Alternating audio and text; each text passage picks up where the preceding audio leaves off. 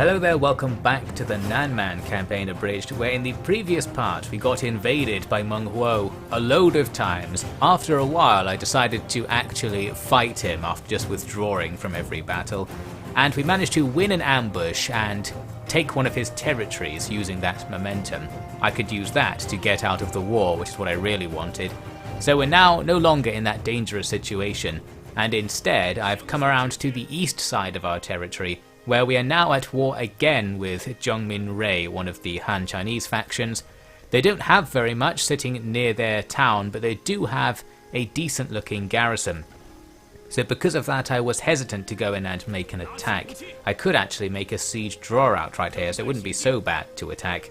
But instead I decided to get these guys to come outside using an ambush. We can do a high probability ambush just on the road outside and see what happens. What happens is the ambush fails, they just see me and come out to attack me anyway. This is a pretty bad decision because they don't have enough troops to do much here. The balance bar is super far in our favour.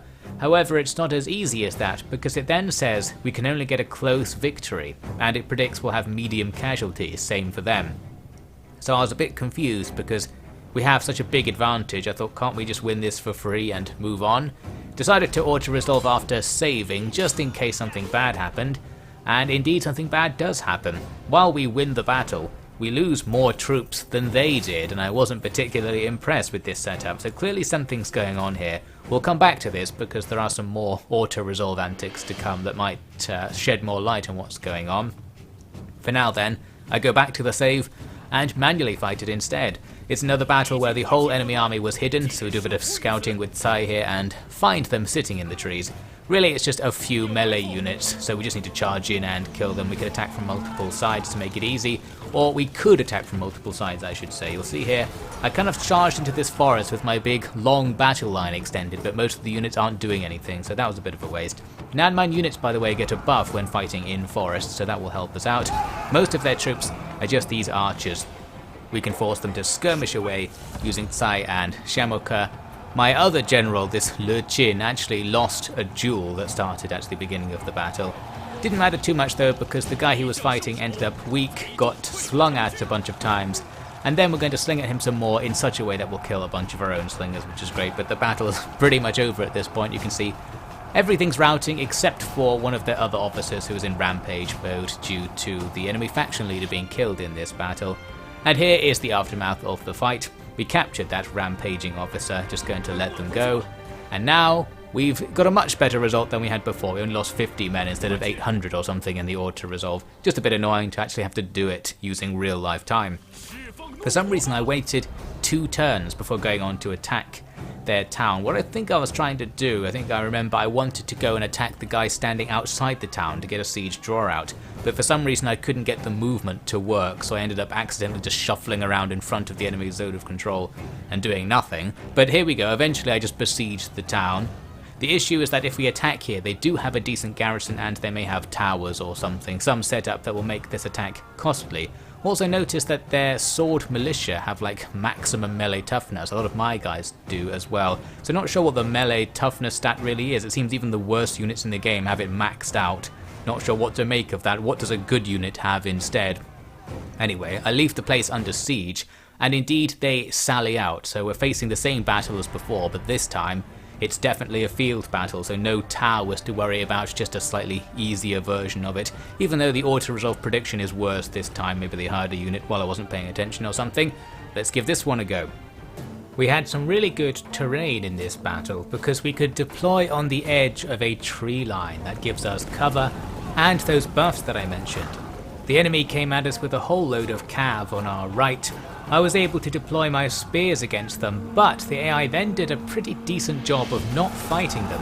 I expected them to just kind of plow into the front of the spears, but I think that's only the earlier Total War AIs. By 3 Kingdoms, they've got to the point when they do try to micro around the spears and they don't run into them. So, well played.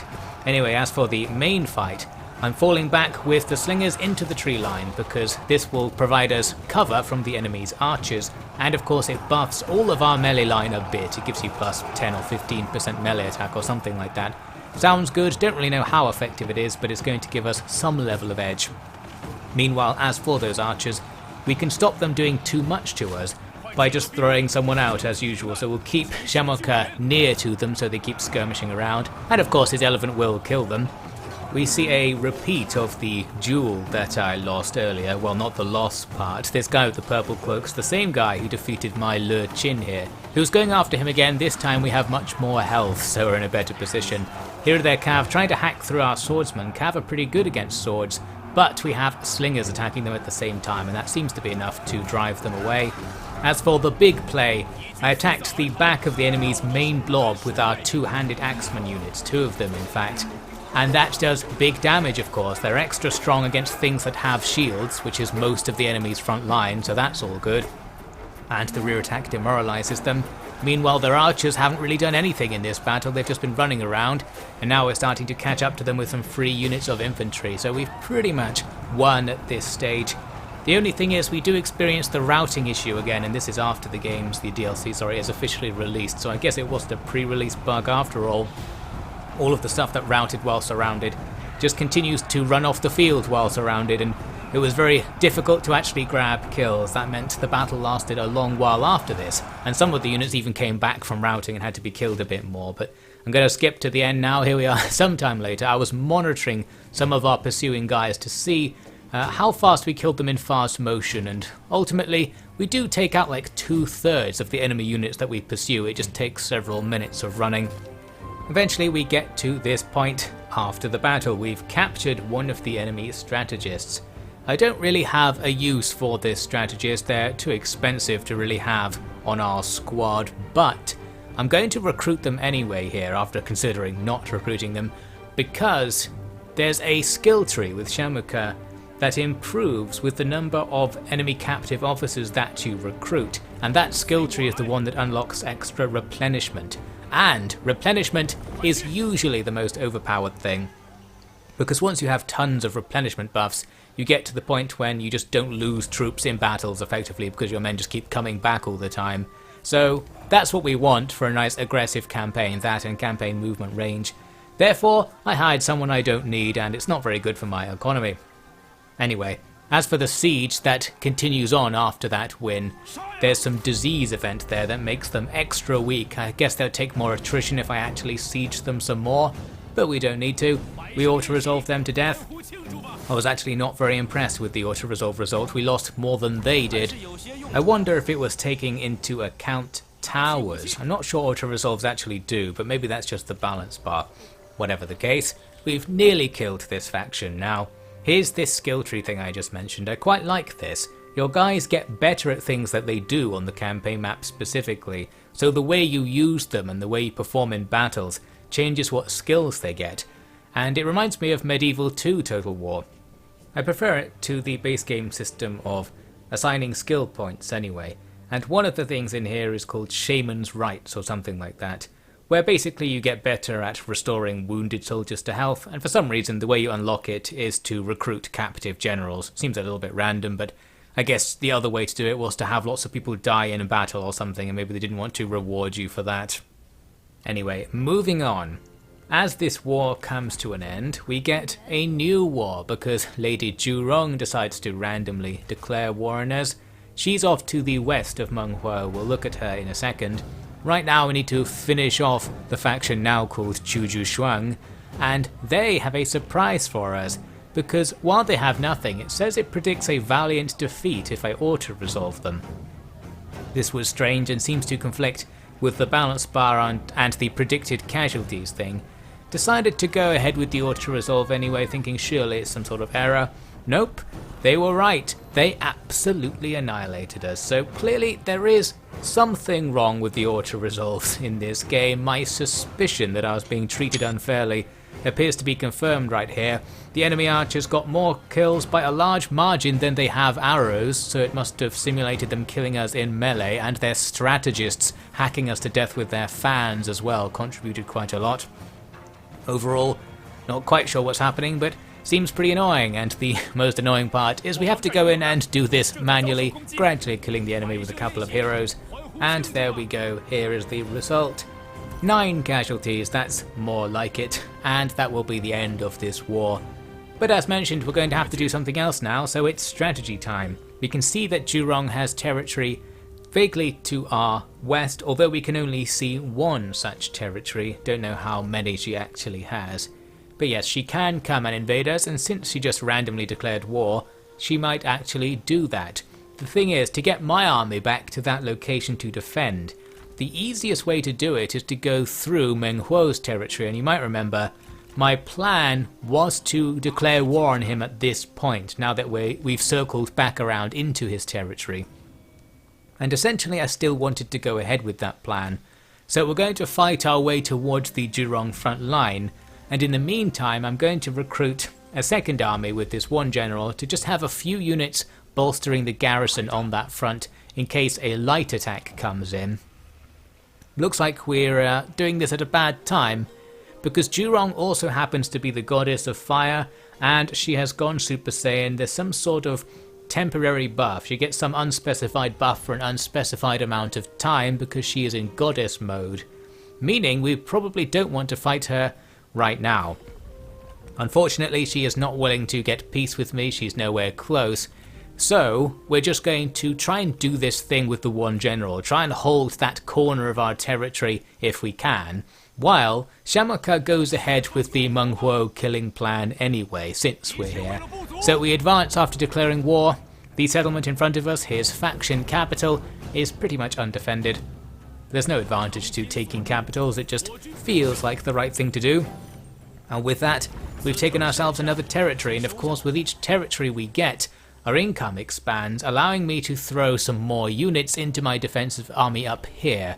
So that's the plan. We'll take down Meng Huo and use the money to try and stop Zhurong and her goddess of fire powers. We reach the next turn safely. Then I can move out with Shamoke to attack the next town to the south. Strangely, I only began the turn with 2/3 of my movement range, not really sure why. In this case it doesn't make a difference because we're going to use up all of our movement doing an occupy on this settlement right here. There's nothing much to the garrison, so we ought to resolve them and move on in, but this is strategically a bit dangerous because we've moved further away from the Zhurong front.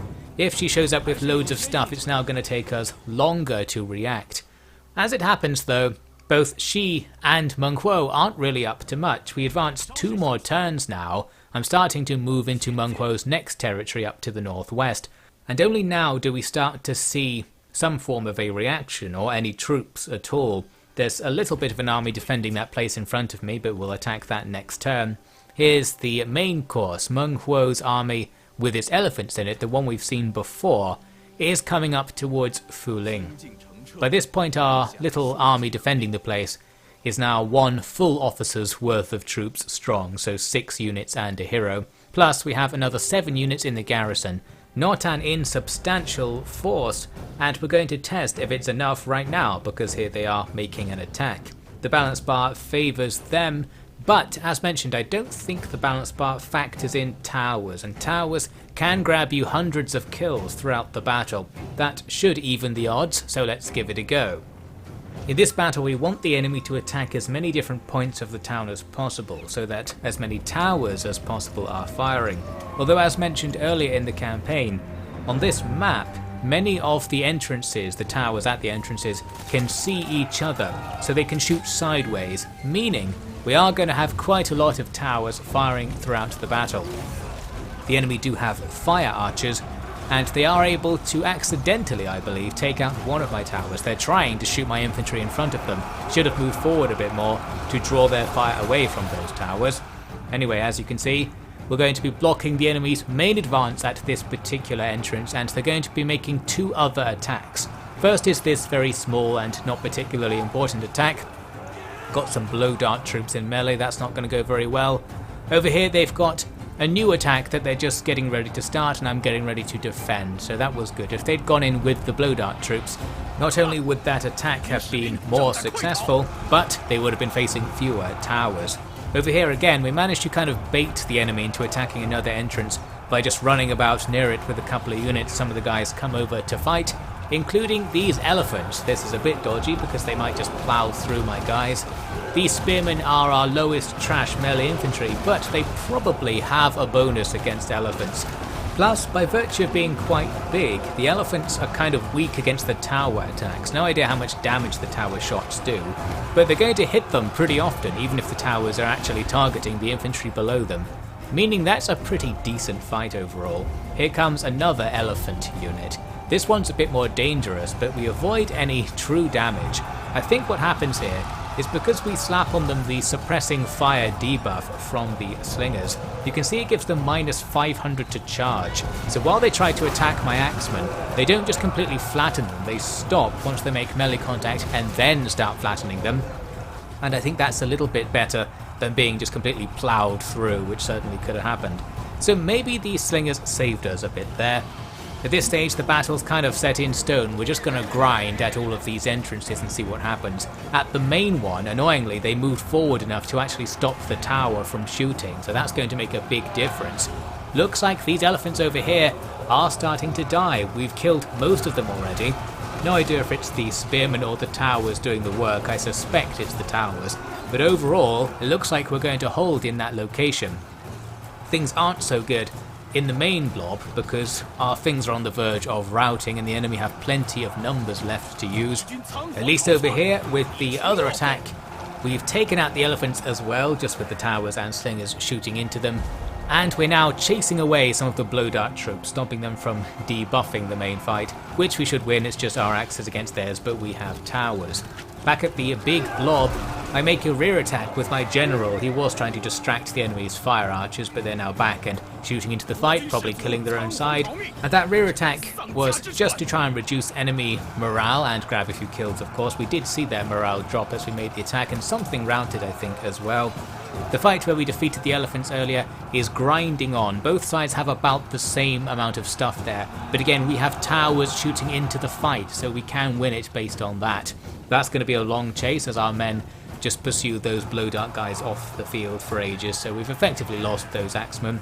But a unit of axemen from the southernmost fight, which is now over, comes around to rear attack the main blob. Our general, who was doing that, has gone off to chase other things. In particular, I sent him to take out one of the enemy's commanders. Nearby, the enemy's archers and slingers are now killing some of our men. Need to do something about that. Here's the commander fight I was talking about. This is their main leader. He's now stuck fighting our spearmen, who presumably have a bonus against him because he is on a horse, and he's getting hit by towers. The blow dart guys I was trying to chase off the field apparently killed the axe troops chasing them and came back to harass me. Pretty annoying because they can hide in lots of situations, so I kept thinking they were gone and then they'd pop back in. The fire archers are also being chased off the field more successfully, so that's just a trade.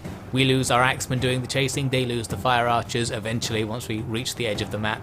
And we'll just have to live without our troops for a while. A bit of an issue because you can see our main blobs on the verge of going. The enemy are about to break through with their two heroes doing lots of the killing there.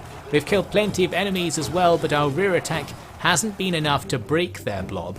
Then though, we get lucky. The enemy's main commander routed away from the fight, and on the way out he got hit by a tower shot and died. So, with the general dead penalty now applied, we see at least half of the enemy's main blob rout, many of them routing through a melee, but we know they can get out of these situations.